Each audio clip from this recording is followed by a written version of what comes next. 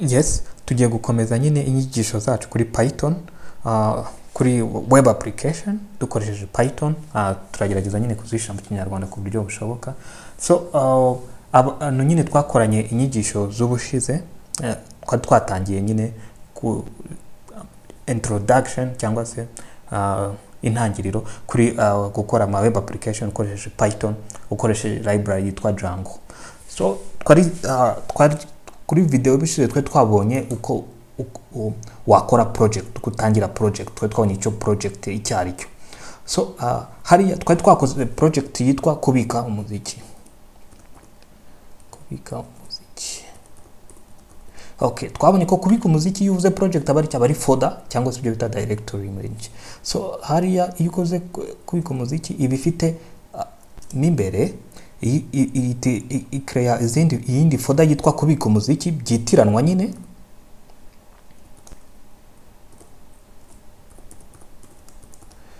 Igakrea n'indi file yitwa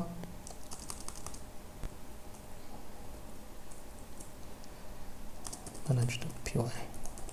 So biba bimeze gute? Reka tubirebe. So uri kubona ikrea folder yitwa kubika umuziki, kubika indirimbo, twabyize kubika indirimbo, igakrea ni folder yitwa manage.py. Yeah. So iyi manage.py ni kidufasha. Iyi manage.py ni itwemerera gukoresha ama command muri command line communicating nyine na project yacu. Sibyo none hano muri kubika umuziki haba harimo iki? Haba harimo zino folder, haba harimo zino file.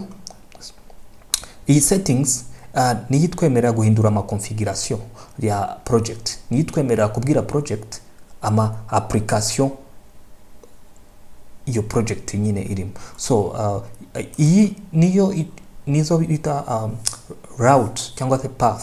Route cyangwa path niyo nyine ni yitwemerera ku directing umuyuza, no kuvuga bajya kuri iyi page cyangwa jya kuri iyi ngiyi cyangwa garuka inyuma gutyo. So iyi ngiyi ni yemerera nyine ni uburyo web application communicating ni project cyangwa se na web server communicating ni web application cyangwa se ni project. Yeah. So ndi kumva hanga byumvikana. So twihuse. So hano birumvikana noneho nibiki. Noneho ama application zijya herero. Noneho ama application ahita azahano, no kuvuga application 1. Ushobora gushaka application zose ushaka. Application 1 up to. So nazo zibari iki? Nazo zibari folder kandi nazo zikaza kujyamo izindi folder cyangwa n'izindi file. So reka tubirebe rero uko ni gute unyoneho ukrea application cyangwa se application. So application na kindi noneho ubwo turajya muri ya project, yitwa kubika indirimbo, sibyo? Noneho twatumaze kubona ko kugira ngo dukore ama command from command line iriya manage.py ari yitwemerera kubikoresha. So turagira gutya Python 3 manage.py. Okay, noneho tugire gute start up. Noneho ukagira gute ukandika application name, reka tuyite umuziki. Sibyo mu muziki ni kuvuga impamvu tuyise umuziki ni yaraba ari folder. Mu muziki araba ari folder, muri iyo folder hazajyamo iki? Haza muri abari folder bako muri muziki ni kuva tuzashiramo album, no muri buri album akaba hazajyamo indirimbo. No nyine album nayo ikaba ifite artist nyirayo nyine. Yes. Okay, reka tubirebe.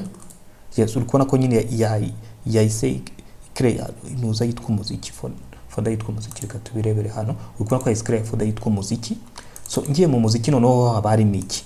Uhita ubona nuza haba harimo admin tuzabireba. Ni shobora guto iyi admin ni ubundi ni nuza harimo nuza zitwemerera sharing information na system na nuza na project admin. So apps ni twemerera nyine kugira ngo project imenye ko application iri installed. So models ni databases, ni ibijyanye ni databases. Views niho nuza twandika ama function cyangwa se ama classes yo gutuma nyine nuza igihe umuntu aje kuri application nihe nyine ni nka home, ushobora kwita nka niyo ifite ama home, icyo twita ama home, cyangwa se abenshi bakunda gukoresha ama index, niyo ujyagiye gukoresha ama index.html, ariko hano nyine ho tusaba dukoresha ukaba abari index, akaba ari function cyangwa akaba ari classes. So birumvikana hano nuziburamo ni haraburamo nuza ya route, ushobora kuyongeramo cyangwa ukayirekera muri nuza, ariko ibyiza igihe ufite ama application menshi nuko apo tuzabireba ibyo ngibyo. So nizere ko hano byumvikana no kuno create nka kuno rero ducreate nuza yitwa umuziki, dushobora no gucreate indi nuza yitwa app, dushobora no gucreate indi app yitwa gute, yitwa no kugurisha umuziki,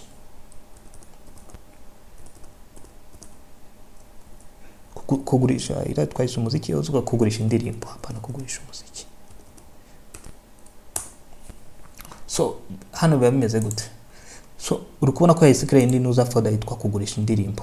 So ikabirimo nuza zimeze nka ikabirimo nazira file nyene zise. So okay, nizere ko hano birumvikana ukuntu create ama application. Noneho ukuvuga icyo twakoze hariya ni iki, ni ukuvuga application ya mbere hano yitwa umuziki, application ya kabiri hariya yitwa kugurisha indirimbo.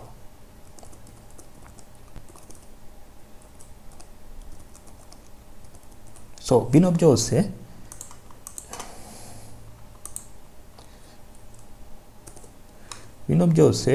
bikaba biri muki, bikaba biri muri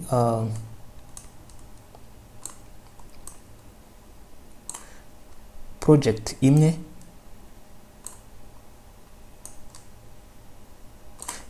yitwa gute, yitwa gutyo kubika umuziki. So hano nizere ko ndikumva byumvikana cyane. So hano icyo dukora ni iki noneho, hano noneho tugiye gutestinga project yacu, tugiye ku testinga project yacu tuyirane kuri web server, turebe ni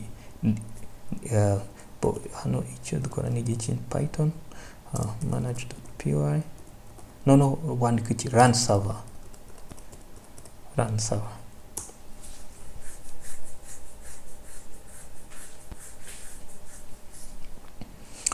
Kubera iki duha iriya rero nuko twakoresheje Python, reka dukoresha Python ya gatatu.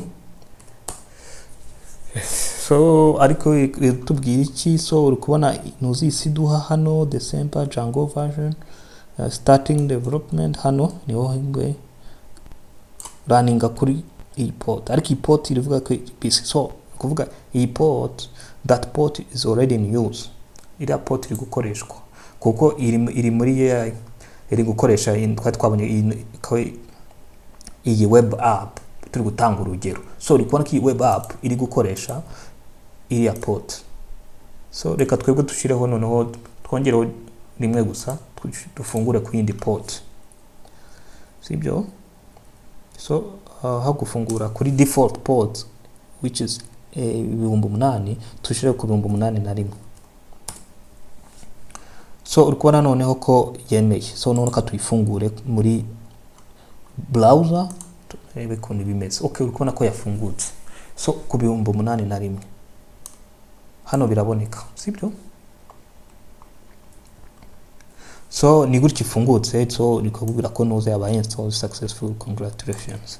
So hanga ni gutya nuza ibitangiye noneho. So noneho nukuvuga nuza z'ubutaha, mu nyigisho z'ubutaha noneho tuzacreate amaroute, turebe ni gute noneho wajya waka accessinga ziri application zawe, ni gute application yongera muri project. Yeah.